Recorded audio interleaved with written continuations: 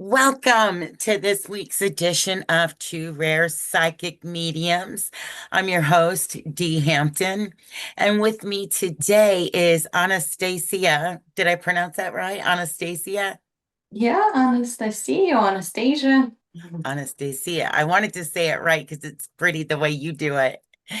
But Thank the you. reason I wanted to have you on the show today is because you're just so fascinating. I know that you're a life coach, spiritual life coach, a healer, conception and birth doula, and yoga instructor. So you do quite a few things.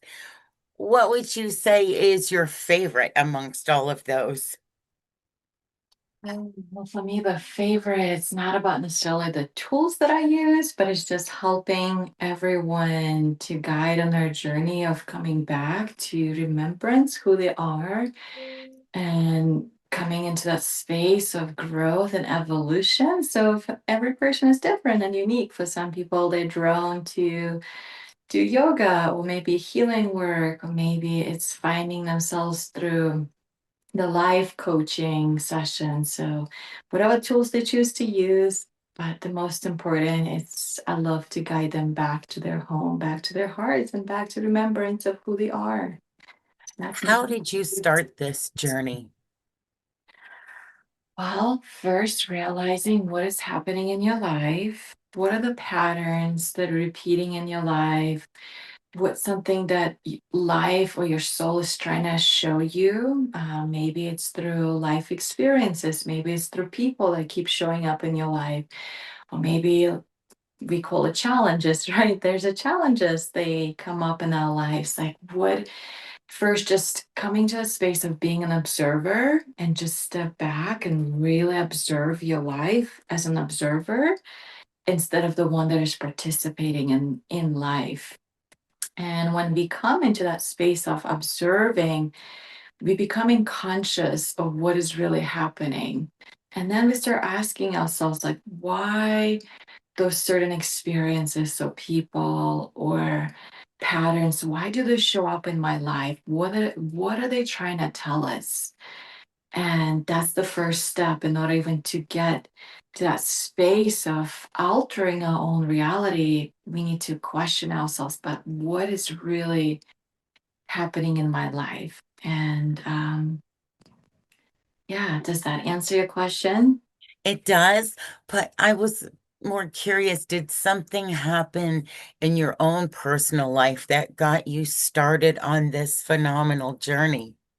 Mm, That's a great question. Like for me, since I was a child, I would always ask my parents, like, what's the purpose of life? What's the purpose of life? And they'll answer, like, oh, well, you'll get older, you'll go to college, you get a nice job, you get married. And like, as a kid, I'll reply to them, like, and that's all. There gotta be more than just that. So for me, it was since childhood that inner search of something greater.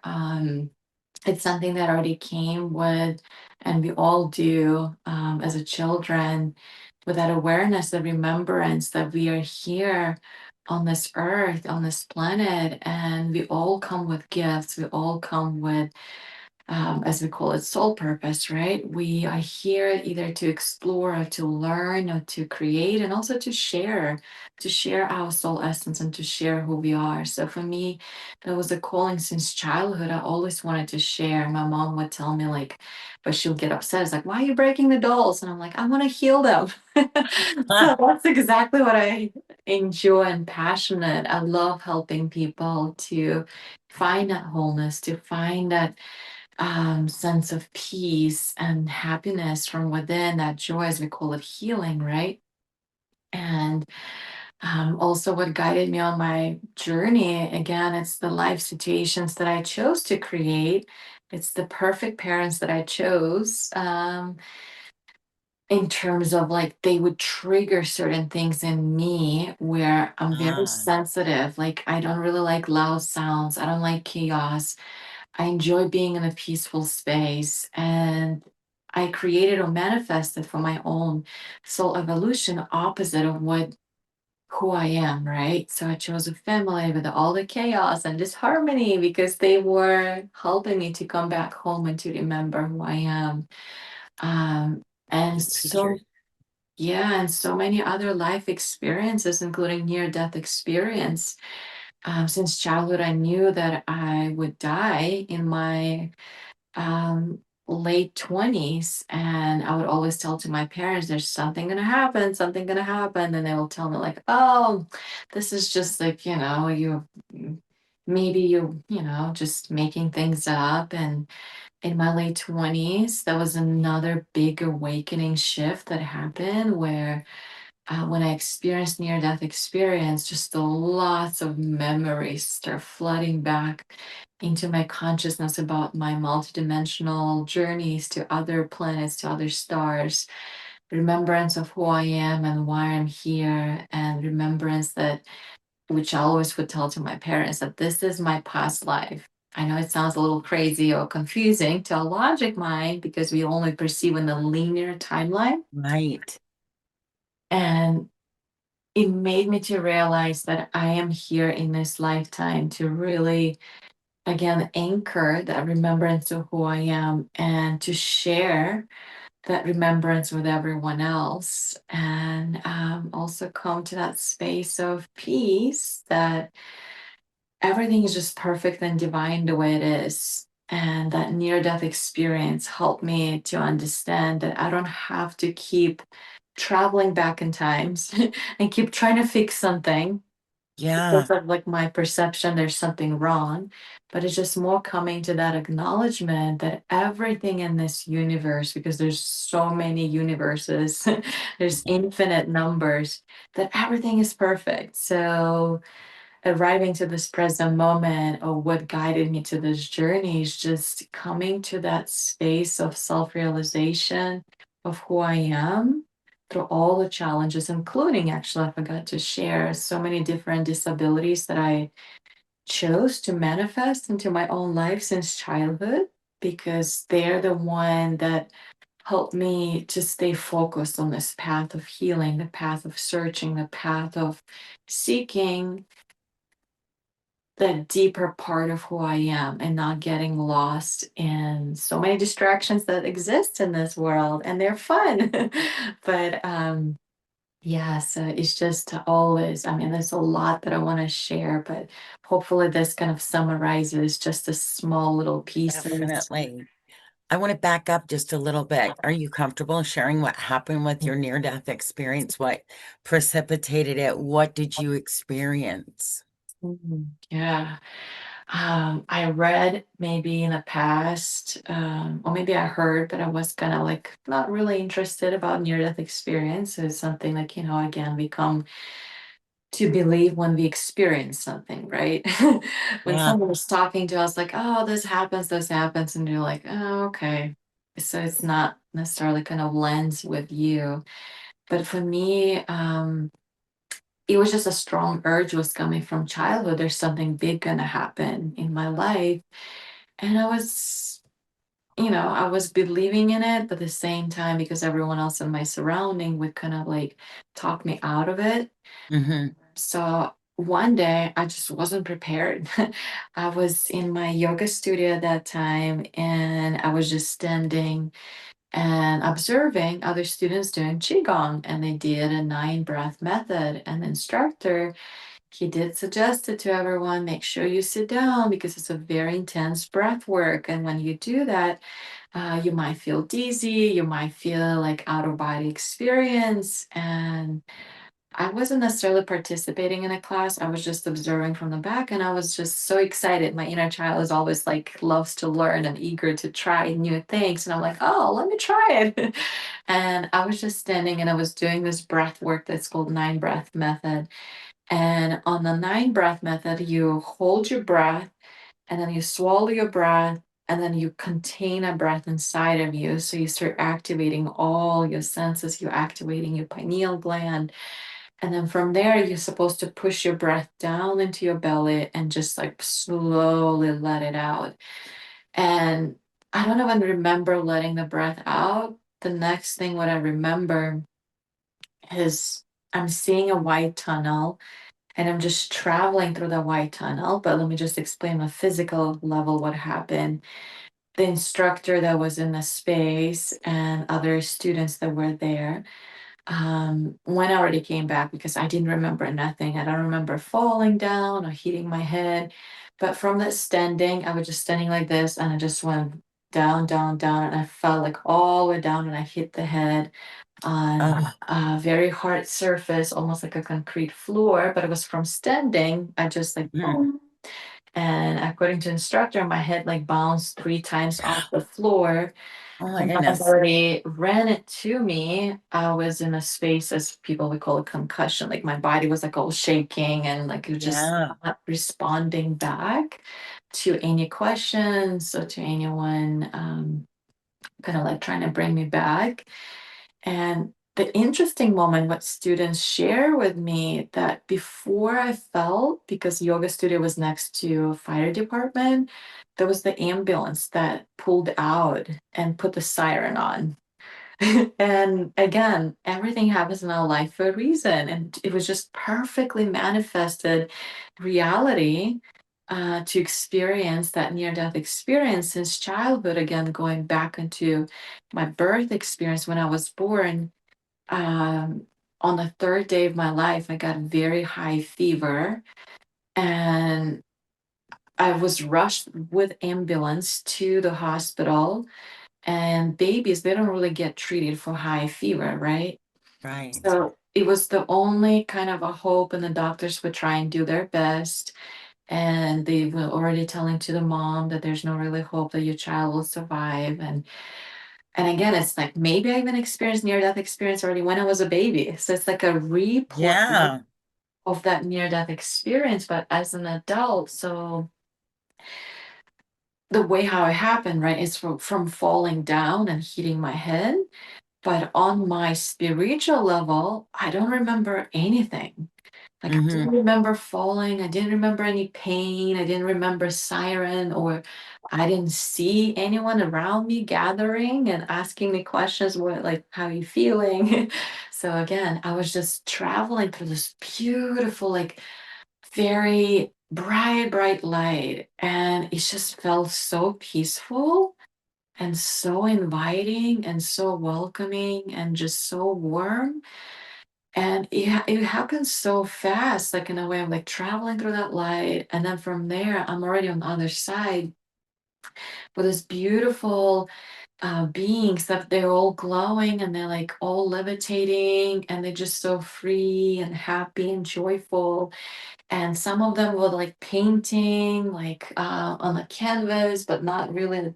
It's not like putting the canvas on something. It was like literally in the air. And then there's other beings that was sitting on a staircase. That was some kind of like a staircase, and they were like playing flute or like they're playing like trumpet, and they were just all kind of like, if you can call it, content and just happy with themselves and with the world that they're in. And for me, I just felt like I was there for ages. And I just like, from one side, I was very amused.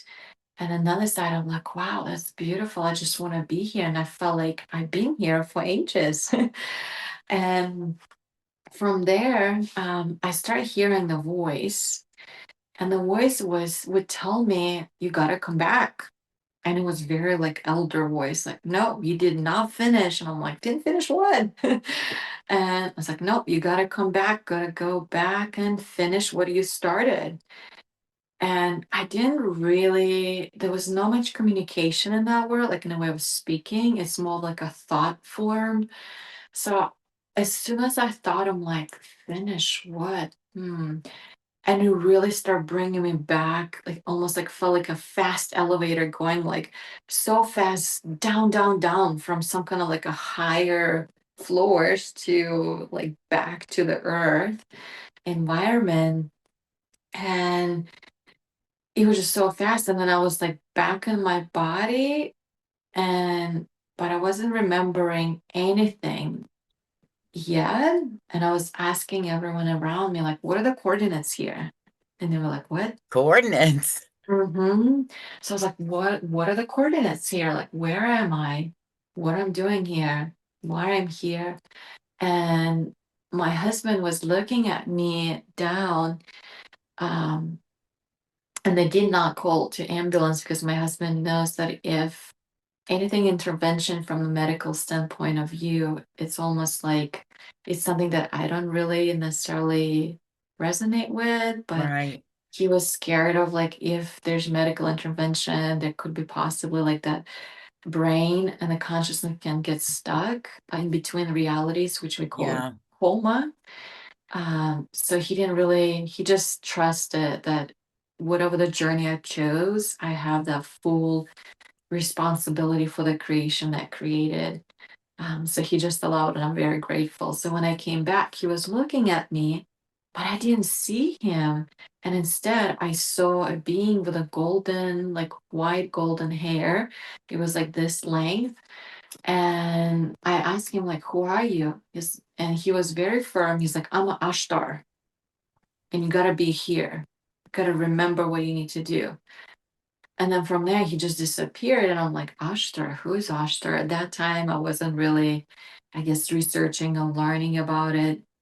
So when I start learning about it, I'm not sure if you're familiar or the audience familiar about with Ashtar energy.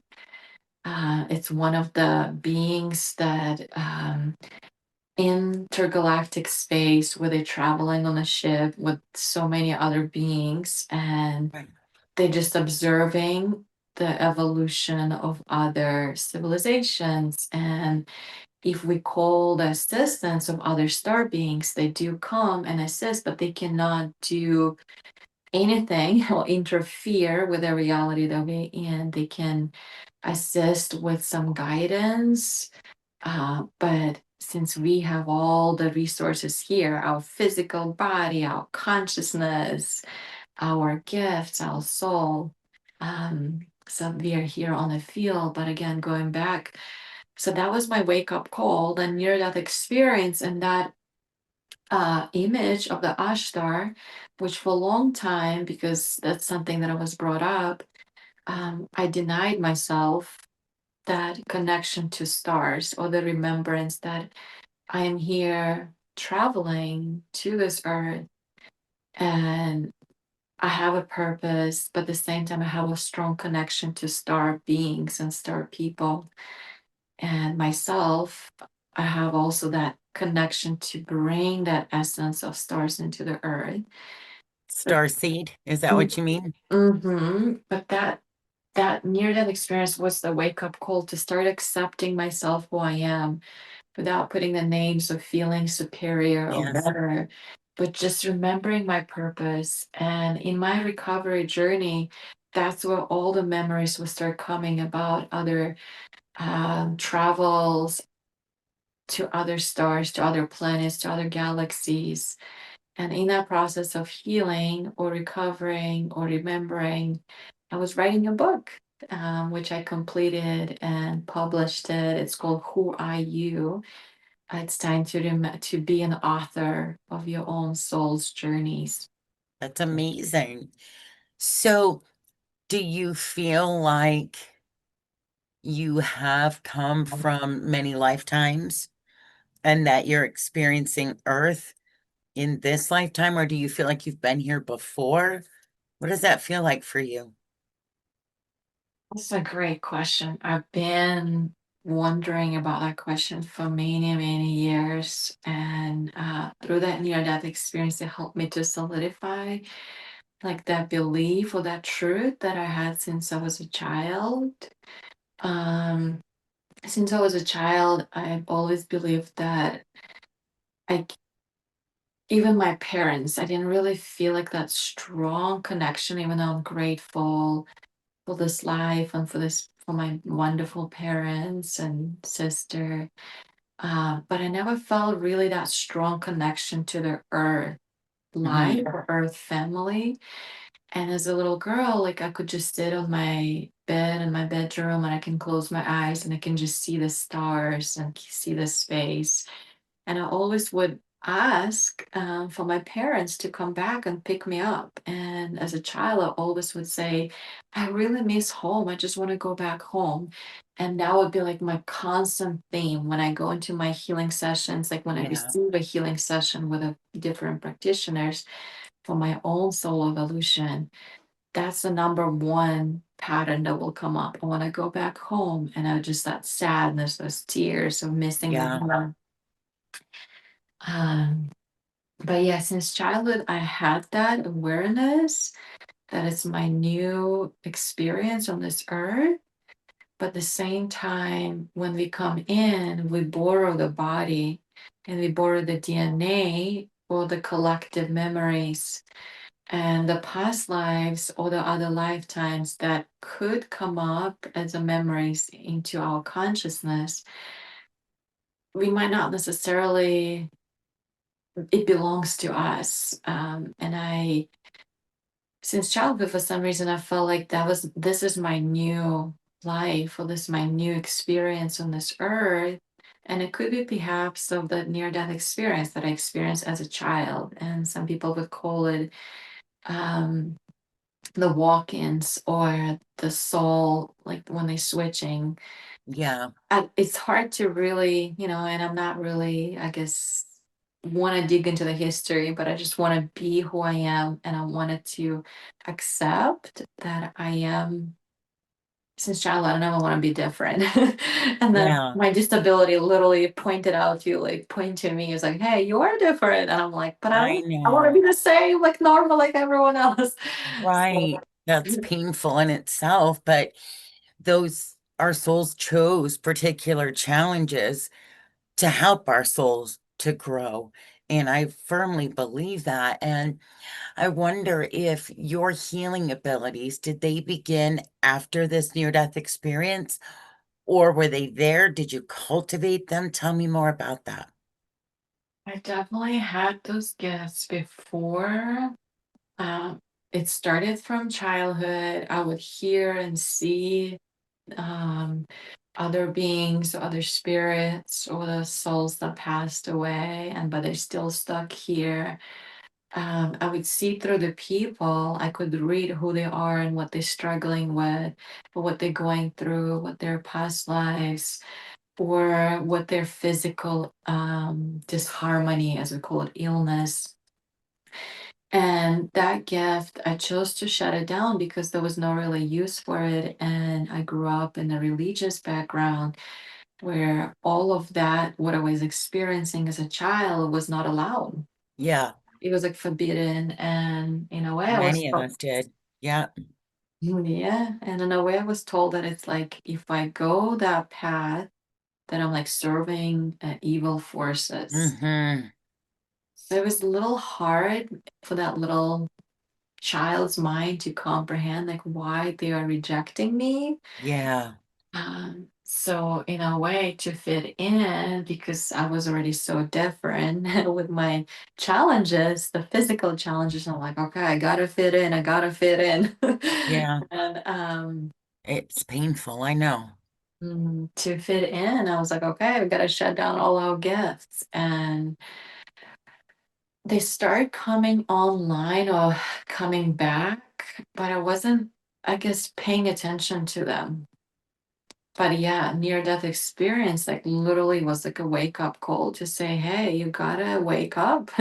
You gotta really step on your path of remembrance and your purpose and your mission. And it's still evolving, even the gifts and the same time as the mission. A lot of times people perceive like, oh, I'm doing, for example, in my case, right, I love helping people, and we call it like, healing work or that awakening Hmm.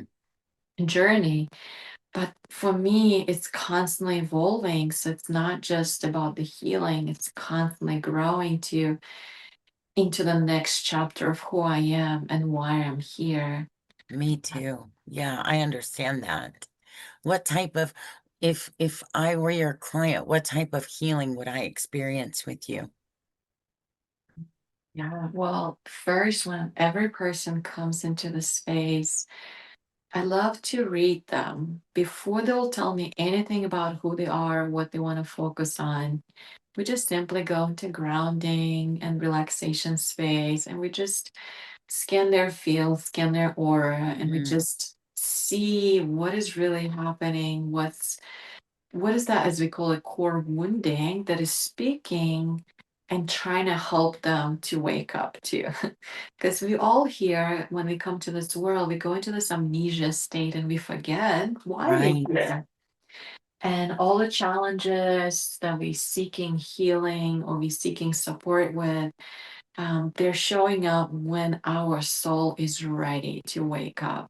And so when they come in, we scan their aura, we check in what's happening. I'll share with them what comes through for them through that scanning or the reading. At the same time, we connect to the messages that come through, either their soul or their spirit guides. And then from there, I always love to ask what's on their heart, what's something that brought them here. And that could be, it's could be a little different question, but it's still the same root and the cause of what's happening in their life. And then from there, I take them into the inner journey, connecting on that inner level with their emotions, with their feelings, with their memories, with their subconscious mind. And the most important, their stillness, where we go to etheric body and work with their template, working with coming back again to this harmonious, coherent state of being that we all are. Um, when we already realize the soul lesson in whatever they're going through, or the challenge that they're facing, or the lesson, or the illness, or whatever shows up for them. And that's the process that I love to guide them through. And at the end, when we finish with our inner journey, I bring them back and we do integration. It's so crucial, the integration, because it's like reading a book, right? When we read a new book, and if you don't really summarize what we just read, we'll forget.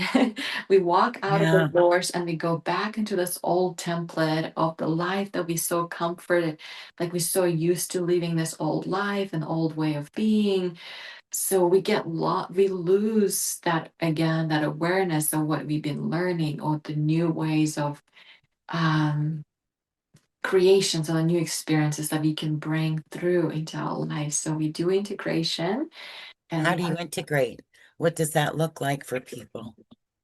yeah, that's a great question. So for integration, when I bring them back into their body, I ask them how they feel, uh, what they learn through that inner journey and through the whole process, and what's something that they can bring with them into the life, and how they're going to apply it into the life. So it's very important that they um, state, or they speak it into their energy field, or they speak into their reality, what they learned and what Uh, they are ready to incorporate into their life. So it helps them to keep themselves accountable to their own words. At the same time, like in that, because when they come back from the session, they're always in this very peaceful, calm space. yes. So it's almost like we grounding that frequency when they say it, what they want to bring through. So we're grounding that vibration into their reality. And Beautiful. yeah. I know you live in Sedona and our listeners are all over the country. Do you do any distance healing or is it all in person? Mm, yeah, I definitely do all kind of variety of sessions. Some people they prefer to do in person because they're traveling to Sedona and they're here.